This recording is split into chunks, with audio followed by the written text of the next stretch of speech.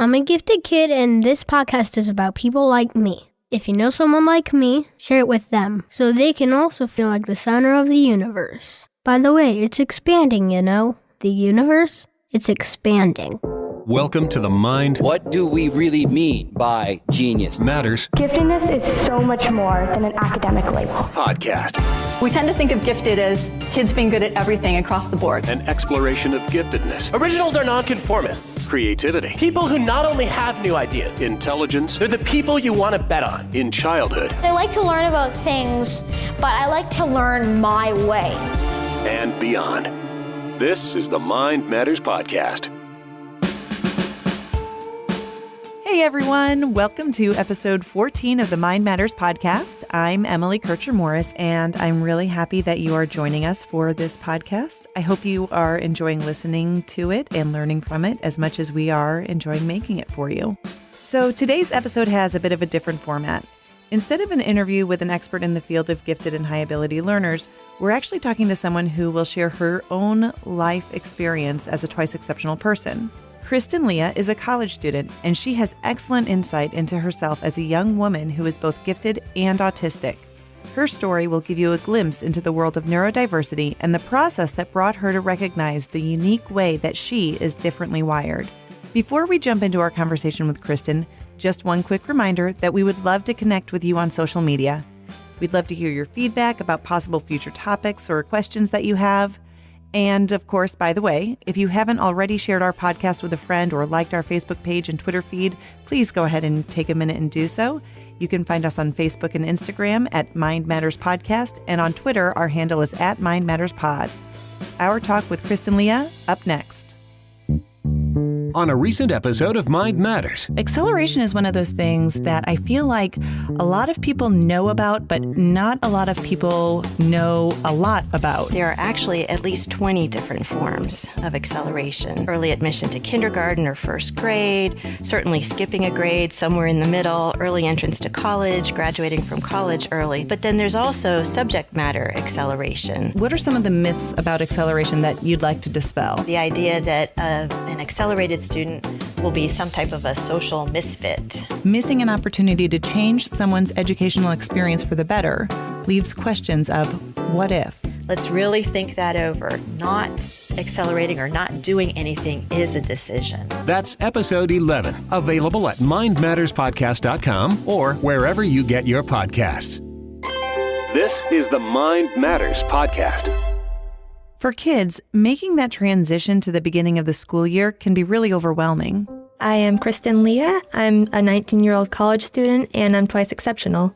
But for those who are gifted, or in Kristen's case, twice exceptional, school is also where you begin to first understand that you're different. When I started to be aware of the fact that I might be thinking differently than a lot of other people, I can remember being younger and a classmate telling me that the words that I used were too big.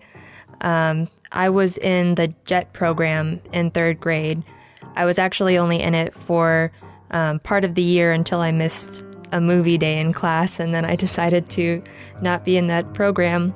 But even without that program, there came a point where you could be in advanced classes in middle school and high school. And finally, in 8th grade, I got back into my school's GATE program. High school has advanced classes, but they don't have anything targeted at helping you through with the more difficult aspects of being gifted. What would you identify as some of those difficult aspects of being gifted? People assume that if you are getting good grades in school, that it comes naturally to you. And the thing is, I recognize the fact that I have maybe a natural sense when it comes to like numbers and schoolwork, but the truth of the matter is that I'm good at memorizing things and learning how to teach myself stuff, but all of the information would still always be new. And when you're stressing out about doing things correctly and making sure that it's all perfect, it becomes really unnatural to try and still be successful with those kinds of things. Sometimes when people learn that they're gifted or a 2E kid, it can change the way that they see themselves. Did that happen to you? I never really thought that it made me so different from other people.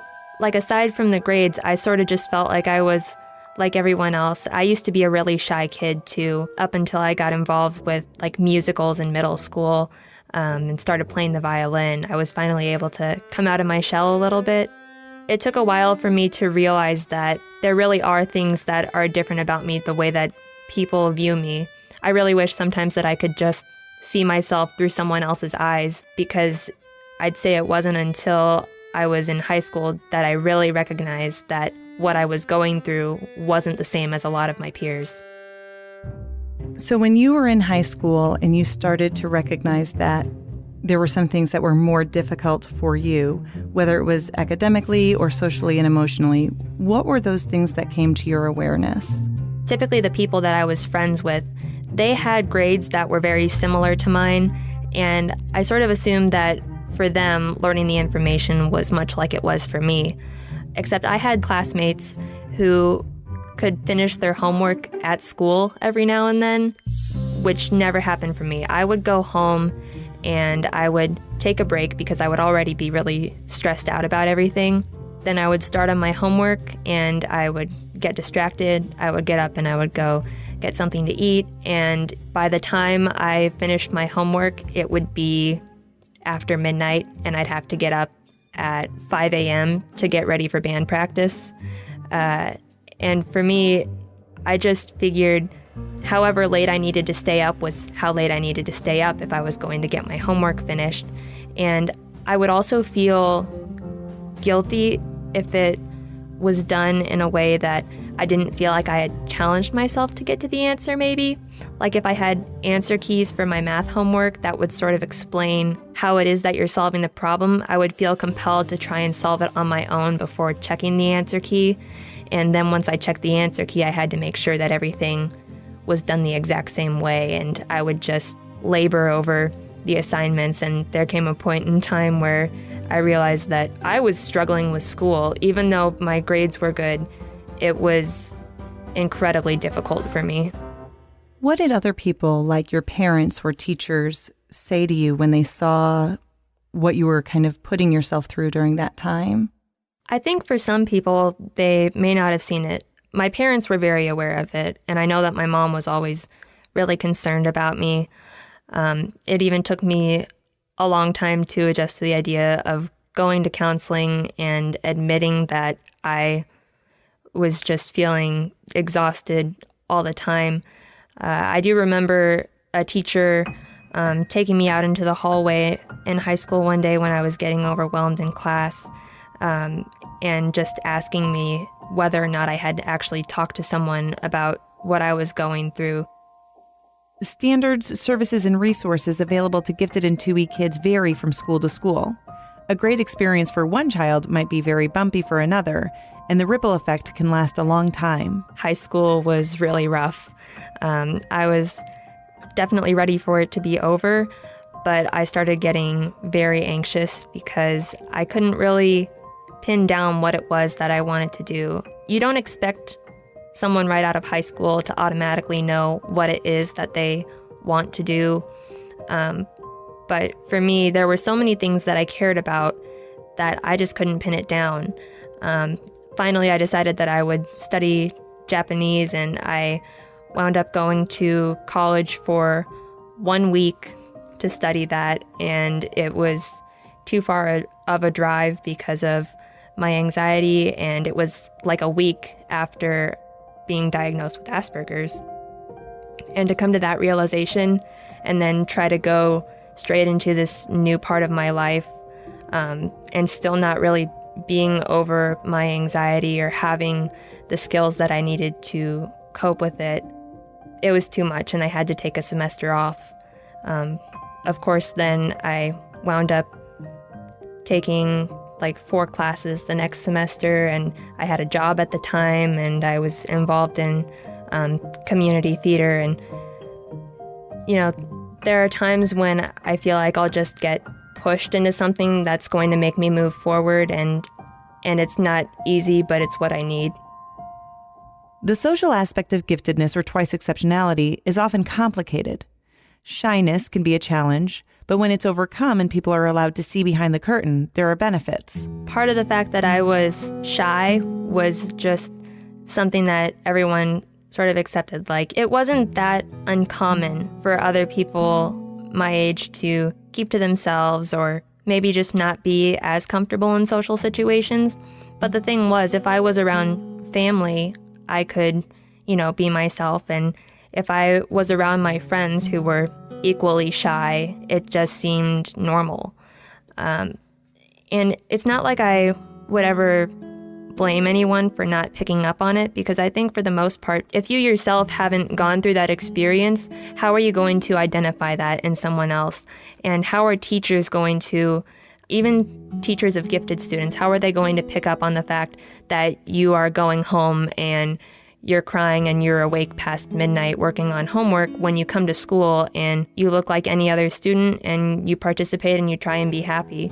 Because I'd say that I wasn't intentionally masking the way that I was feeling, but it got to a point where I recognized that if I were going to show up at school and be tired and act depressed, I was going to have trouble making friends. And so I couldn't really afford to let myself be sad or to struggle around them because I would probably feel nervous myself to become friends with someone who was struggling as much as I was, because if I couldn't help myself through my problems, how would I help them? One of the hallmark characteristics of that Asperger's diagnosis is the struggle with social communication and social relationships. As you reflect back on your younger years, what are the things that you saw or see now that maybe you didn't realize at the time were outside of the norm? Basically, every year of high school, I could say who my best friend was that year. But really, I would have a different group of friends every single year, and I would never connect with them on quite the level that I wanted to. Even if there were people who I wanted to be friends with, it was always more like being acquaintances or classmates. Mm-hmm. When you're shy, I don't think that it prevents you from making friends necessarily, because you find the other shy people and you have your quiet conversations with them and you eat lunch together, and that way you're not alone at school or something. When I got to high school, though, I was in color guard my freshman year, and that was a big change for me.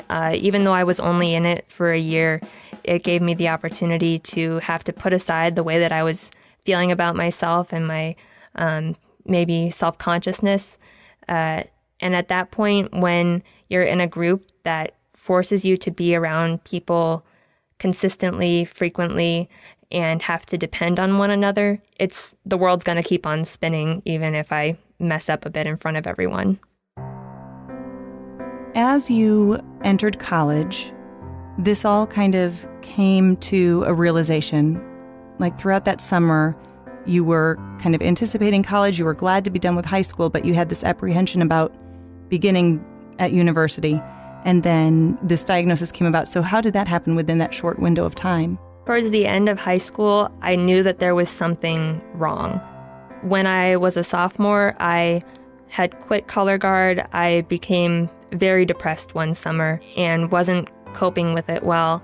And, after that summer, after that period of time where I was getting over being away from everyone I had met in guard and trying to sort of start over, things started to go back to what I would consider normal. I was still struggling in school to get everything done, but I was relatively happy.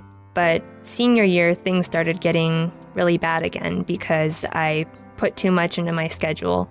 I took 3 AP classes, and I was in band and orchestra, and it was far too much for me. I couldn't keep up with it all, and I was just breaking down all the time, like physically and emotionally, trying to be involved with stuff because you think that being involved will help you make friends and get past some of it.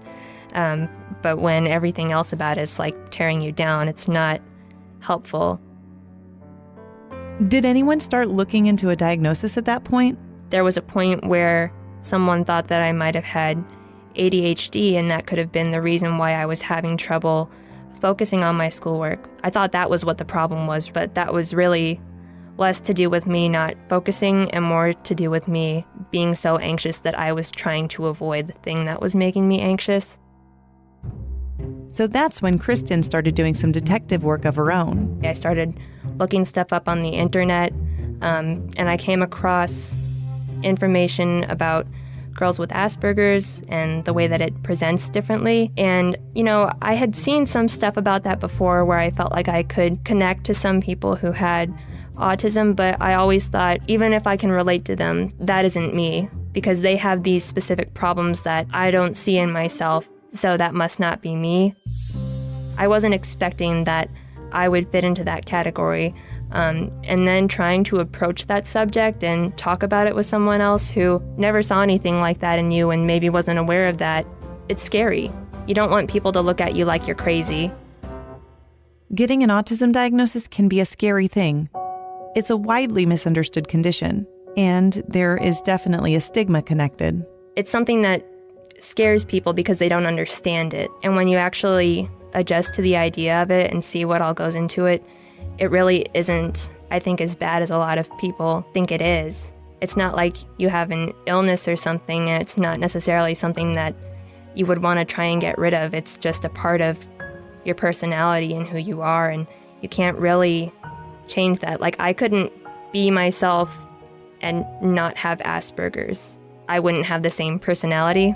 And without pulling up the information and showing people, look at this checklist of things that people have identified in others, look at how I fall into these categories. If you can't do that, no one's going to get it. It's not going to click. Were there any specific symptoms you researched when you were looking into this diagnosis?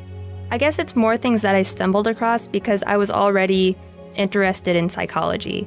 And I would watch TED Talk videos sometimes just because, I found them interesting. I like to hear about people who think differently than others. And I already knew about the giftedness side of my personalities, so that was something that I could search. And I came across videos of Temple Grandin and some other girls who were not quite like her, but still fell into the same category as her. They experience the world, and it's very intense and it's overwhelming. And I started seeing those things in myself, and I started thinking back to when I was younger, and I could pick up on things that I hadn't noticed before. When I was in middle school, I got to this point where I started getting really anxious about germs. There was a play that I was in where you had to hold hands to do bows at the end, and I remember being so anxious about getting home to wash my hands, and I had hand sanitizer on me all the time, and I just thought it was like a quirk or something. I didn't feel like I had an actual phobia because it wasn't really preventing me from going around and going about my daily life. But even though I sort of, grew out of that or adjusted to it a little bit more, it was definitely something that other people weren't experiencing. And I'm not OCD, but there are different habits and tendencies that people have associated with that even though I knew I wasn't fitting into that category, there were enough things that it had to be something else. One of the things that you've had trouble with is driving. Can you tell me a little bit more about that? What I came to realize is that there's a social aspect to driving that a lot of people don't pick up on. It would be simple if everybody drove according to the law and the way that you're supposed to drive, but that's not how that works. There are always going to be people speeding or people not using their blinker or people who just do things their own way. And when you're not good at reading what's going on, and when you feel like other people around you might be watching you and thinking, well, why are they driving that way?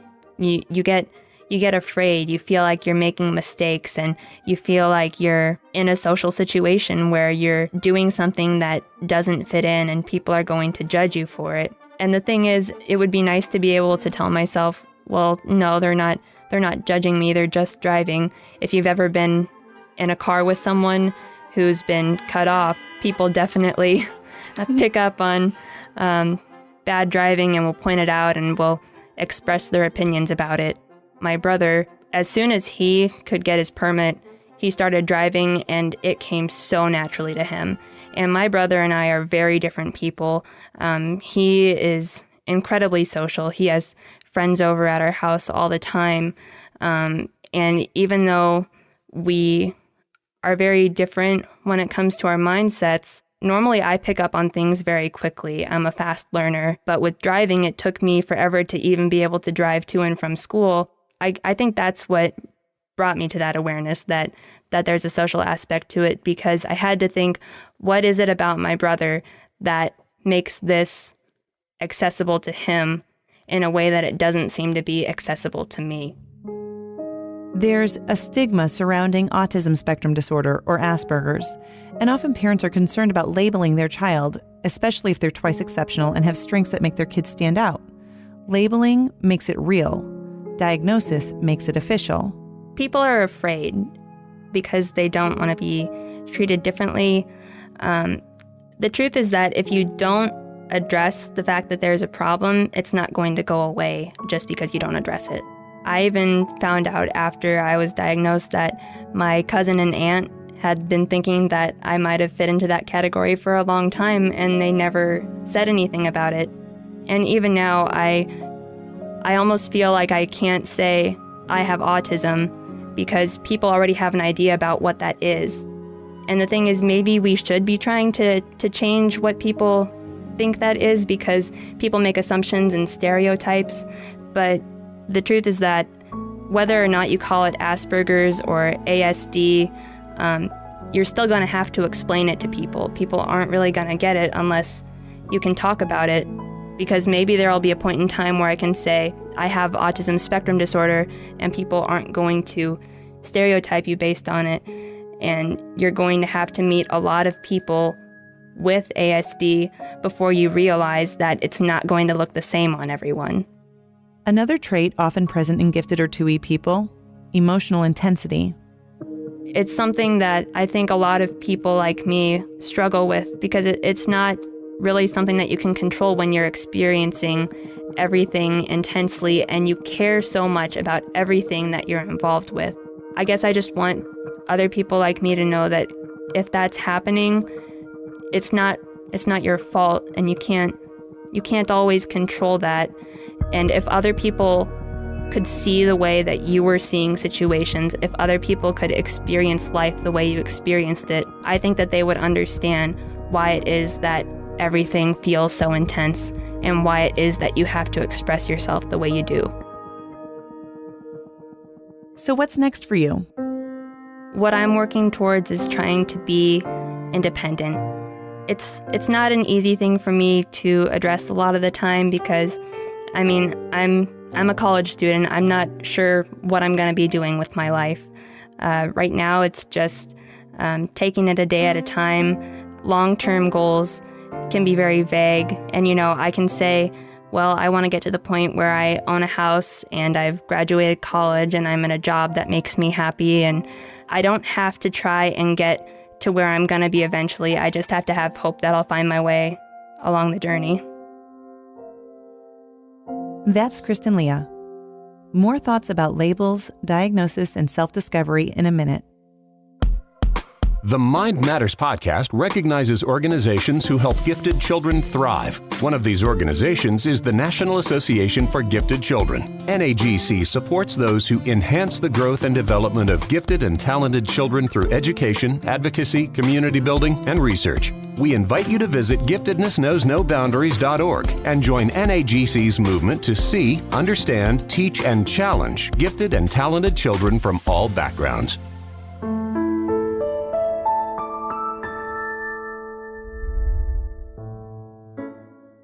The educational and mental health worlds are overflowing with labels and acronyms. GT, ADHD, ASD, LD, OCD, ODD, GAD. The list goes on and on. Should parents pursue a diagnosis or avoid one? Should they tell their children about the diagnosis? What about telling the school? These are conversations I have every day with concerned parents who want to do the best for their children. I asked Kristen to share her story on this episode of the podcast because she is someone who is engaged in the relentless pursuit of knowing and understanding herself. She didn't shy away from a diagnosis. She has shrugged off any stigma surrounding it and leaned into who she recognizes herself to be, accepting the unique pattern of neurology that makes her who she is. It hasn't always been an easy path, but finally finding a level of understanding of what it is that makes her unique gives us strength and resilience to know she isn't alone. Neurodiversity is the idea that each of us has a brain that is wired in a way that makes us who we are. Some of us are gifted, autistic, ADHD, dyslexic, whatever. Some of us may have different needs or different abilities and different struggles. But overall, when we recognize that we don't have to try to shove that square peg in the round hole, we can take a strength-based approach to finding our place in the world. As a community, we must embrace neurodiversity, labels included, and keep telling the world that a one-size-fits-all approach just isn't good enough anymore. This is Emily Kircher-Morris. See you next time.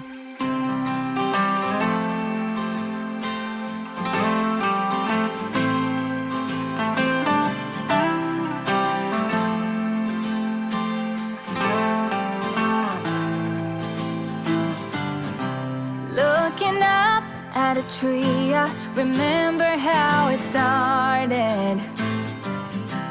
I was lost in a dream when the fire in my heart said an open rose. I've already found sunlight, the feeling grows, and anything sounds alright. I'm breaking loose, living in the moment in my own balloon.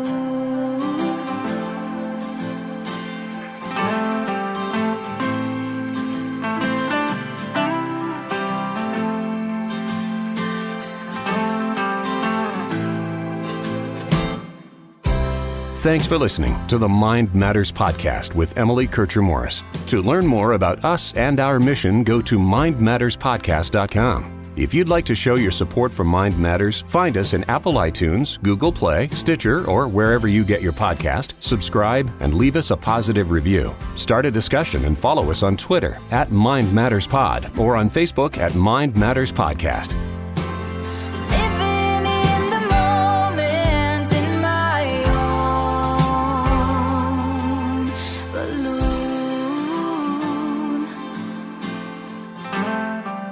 Mind Matters is a production of Morris Creative Services.